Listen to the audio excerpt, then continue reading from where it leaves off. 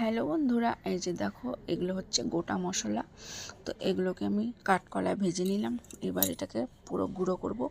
এদিকে টমেটোর আর আলু কেটে রেখেছি। তো দেখো আলুগুলো প্রথমে ভেজে নিচ্ছি, তার সাথে মটরশুঁটিও ভেজে নিলাম। তারপর দিয়ে দিব টমেটোর, নুন হলুদ দিয়েছি একবারে। তো এটাকে লাল লাল করে সুন্দর করে ভাজবো। ভাজার পরে ওই তেলেই আমি পাঁচফোড়ন আর তেজপাতা দিয়ে দিলাম, আদা বাটাও দিয়ে দিলাম। দেওয়ার পরে এটাকে ভালো করে কষাবো। কষানো হয়ে গেলে বাঁধাকপিটাকে কেটে সেদ্ধ করে রেখেছিলাম জল ঝরিয়ে, তো ওটাকেও দিয়ে দিলাম। তো এখন ভালো করে মিক্সড করব।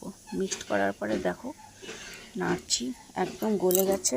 যেহেতু বাঁধাকপিটাকে ভালো করে আগে একটা প্রেসারে সিটি মেরেছিলাম, তারপর দিয়ে দিলাম ভাজা মশলা, তারপর ঘি গরম মশলা দিয়ে আমি এটাকে নামিয়ে নেব।